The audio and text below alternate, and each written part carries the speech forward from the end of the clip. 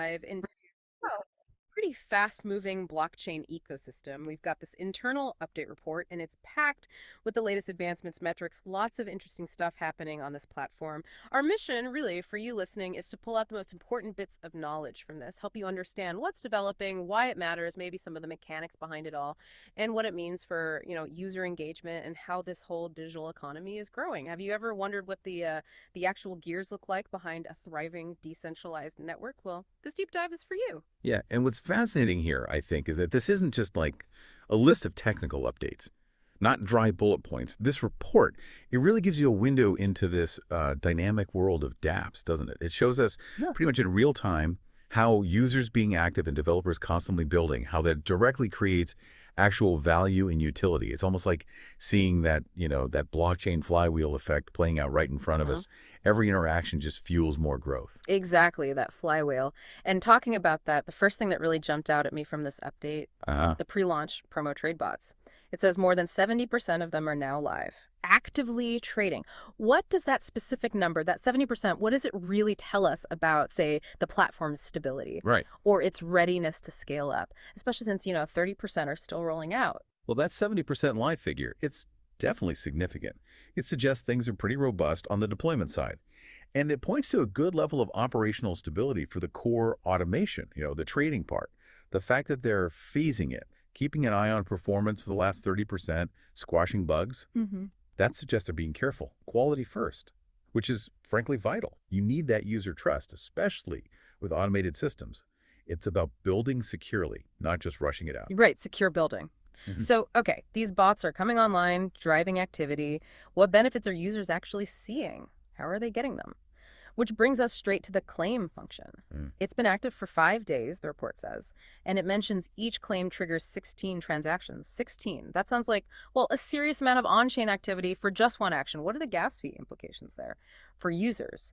And I mean, why so many steps? What's the technical reason for needing 16 separate transactions for one claim? Yeah, that's an excellent point. 16 does sound like a lot on the surface. But the blockchain here, Apertum, it's designed for high throughput and crucially low transaction costs. So the idea is that the total gas fee for the user stays minimal, even with all those steps. Now, why 16? Often this kind of modular structure, breaking one action into many small transactions, it's about things like better security, really precise accounting, and being able to update different parts of the smart contract atomically, like maybe separating the reward calculation, the distribution, the DAO bit. Distinct, verifiable steps. And the key part of what's happening with each claim is that 70-30 split you mentioned. 70% of the reward straight to your wallet. The other 30% gets channeled back into the DAO1 ecosystem, and that's paid in wAPTM, directly on-chain. Okay, so 70% user, 30% back to DAO1. That's the Decentralized Autonomous Organization, right? It's a Right. governance body. And it's paid in wAPTM, the wrapped version of their main APTM token, all visible on the blockchain. So this isn't just like a fee they're taking. It sounds more like a built-in way to keep the DAO funded. Precisely. That's exactly the goal. It's a structural choice. It's designed for long-term sustainability and, decentralization. It acts like a self-reinforcing economic loop. It funds future governance stuff, development, maybe even token buybacks later, all managed by the community via the DAO. So it really highlights how every action, even just claiming your rewards, directly helps the network's health, its transaction density, its economic strength. Yeah. And we're seeing the effects, right? Rising on-chain transactions on Apertum, more liquidity growing on DX.Apertum, trade volume surging. And for anyone wondering, the update gives the wAPTM contract address if you need to add it to your wallet. 0x11C 02B 33384 C03A 876 6049 0x10 AC ending BAA. Good to have that handy. That's a powerful connection. Economic design meeting the tech. And speaking of keeping things running smoothly, another interesting development is this rebalance button for the TradeBots. Apparently the bots can do so well that a pair sometimes ends up like 100% in one token, which pauses the trading. I can see how that would be pretty annoying for users if their bot just stops. Oh, absolutely. That's a classic friction point in automated trading. You set it up, you want it to run. So identify that pain point, the pause trading, and then putting in an immediate on-chain fix like the rebalance button. That's just textbook user-centric development. It fixes it instantly, buys the token it needs, resets the ratio to, I think it's 633, and boom, trading continues uninterrupted.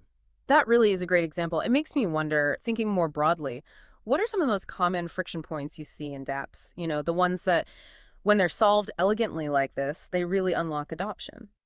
Often it boils down to hiding the blockchain complexity. Users don't really want to think about gas fees or failed transactions or, like you said, rebalancing strategies. So solutions that make the whole experience feel smooth, intuitive, even if the tech underneath is super complex, those are key. That kind of responsiveness, fixing problems like the rebalance issue, it builds trust, lowers the barrier for people to get involved. And speaking of things moving faster, the MinerBot claims are accelerating too. Because transaction volume is up on Apertum, blocks are apparently processing quicker, which means MinerBot holders are now seeing up to 2 claim cycles per day. That's a direct, tangible benefit from the whole network just being busier and more efficient. Interesting. Faster claims, smoother trading, it all feeds back.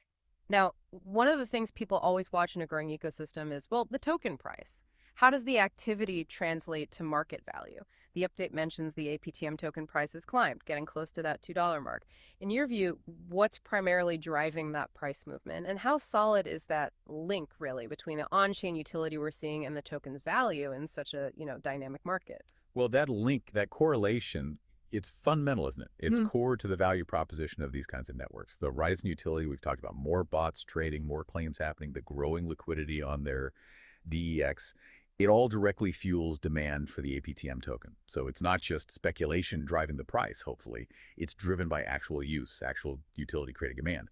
That said, while the price movement is definitely exciting for them, you always have to consider the bigger picture, the broader crypto market sentiment, maybe regulatory news. Those external factors always play a role too. It's never just one thing. It's dynamic. That's crucial context, definitely. So utilities up, prices responding, but the wider market matters too. And for people thinking about getting involved, the TradeBot promotion is still going. Phase 1 of 10 weeks. The update really emphasizes its limited time, with benefits declining every 2 weeks. What's the strategy behind that? Structuring it with declining benefits instead of just a flat bonus for 10 weeks. And how does their slogan, let's build, claim, and trade together on chain and in motion, how does that kind of capture what this ecosystem is about? Yeah, the declining benefits model. That's a pretty classic incentive structure, right? It's designed to get people involved early, creates a bit of urgency, FOMO maybe, rewards the early adopters, the pioneers, helps drive that initial usage and bootstrap the network activity quickly. And it also helps manage the token release, the emission over time, spreads that a bit. As for the motto, build, claim, and trade together on-chain and in motion, I think it captures it really well. It hits all the key points. Active building, build rewards for users claim, fluid markets trade together, and the transparency and dynamism of it all happening on-chain and in motion. It really does paint a picture of a participatory, active digital economy they're aiming for. Okay, so let's try and tie this all together. What does it all mean? This deep dive, it's really shown us a digital economy that's, well, constantly in motion, like they say. We saw the key advancements. Over 70% of trade bots live, actively working. That's big. We unpacked the claiming mechanics, those 16 transactions, what they do, how that 70-30 split feeds back into the DAO1 ecosystem's funding, keeping it sustainable. Then there was the rebalance button, a quick smart fix showing they listen to users, keeping trading smooth. MinerBot claims speeding up, now potentially twice a day. That's a direct result of the network getting busier. And maybe the most visible sign, the APTM token price pushing towards $2, seems like clear validation of that rising utility and liquidity. And all this reinforces the benefits for those getting in early on that 10-week promotion. Exactly. And if we step back, connect this to the bigger picture, all these details, they collectively paint a picture of a pretty healthy, actively developing decentralized network. It's not just about, shipping new features randomly. It's about the actual on-chain activity, the liquidity growth on duals.apertum, and that direct link we discussed to token value. And it does raise an important question, I think. What does this kind of quick iteration, this direct response to user problems like the rebalance button, what does that signal for how user-focused development might evolve in blockchain generally? And, how does putting the emphasis on build, claim, and trade together on-chain and in motion actually foster a truly participatory digital economy? How is that different from, say, more traditional platforms? That is a powerful question to chew on. And maybe something for you, the listener, to think about too.